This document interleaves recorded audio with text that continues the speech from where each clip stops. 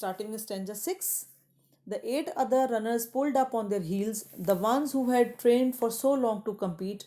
One by one, they all turned around and went back to help him and brought the young boy to his feet.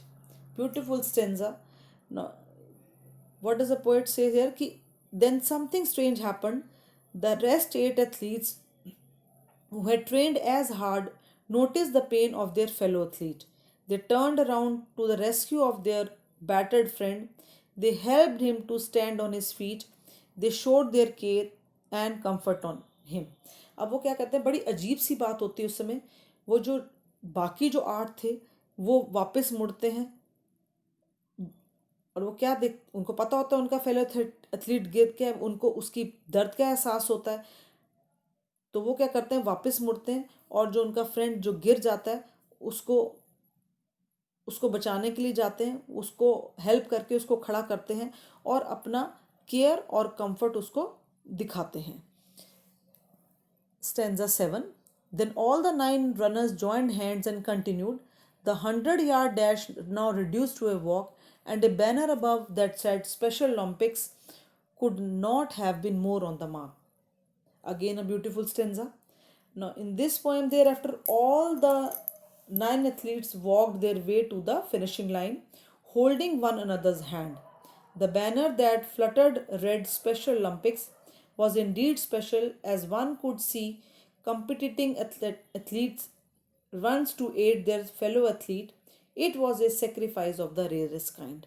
इसमें क्या करते हैं, वो क्या देखते हैं कि वो जो 9 एथलीट थे वो भागने के बजाय फिनिशिंग लाइन तक एक दूसरे का हाथ पकड़ के चल रहे हैं. आप देख सकते हैं पिक्चर में भी बना रखा है, उन्होंने एक दूसरे का हाथ पकड़ा हुआ है और जो एक बैनर लटक रहा है देख सकते हैं रेड कलर में लिखा हुआ स्पेशल ओलंपिक, और सच में ये स्पेशल ओलंपिक्स ही था. और किस तरह उन्होंने जो उनका इंजर्ड एथलीट था, जो उनका साथी था, उसकी मदद करने गए वो, और उन्होंने एक बहुत ही अलग तरह का सेक्रीफाइस किया जो ऐसा कम देखने को मिलता है. Coming to last stanza. That's how the race ended with 9 gold medals. They came to the finish line holding hand still, and a standing ovation and 9 beaming faces said more than these words ever will. Now this 100 race came to a dramatic and leading to victory of compassion and fairness over selfishness. All 9 athletes were awarded gold medal. The spectators clapped for them and the runners stood happy and contented. इसमें क्या कह रहे हैं कि वो race खत्म होती है और वो 9 के 9 एथलीट ने सबको गोल्ड मेडल मिला और फिनिशिंग लाइन तक उन्होंने एक दूसरे के हाथ अभी भी पकड़े हुए थे, और पूरे जो लोग वहाँ पर स्पेक्टेटर्स थे वो उनको खड़े होकर स्टैंडिंग ओवेशन मतलब उनके लिए तालियां बजा रहे हैं और वो 9 के चेहरे चमक रहे हैं. सेड उनके चेहरे चमकते हुए ही इतना कुछ समझा सकते हैं जो शायद वर्ड्स भी नहीं समझा सकते. क्यों?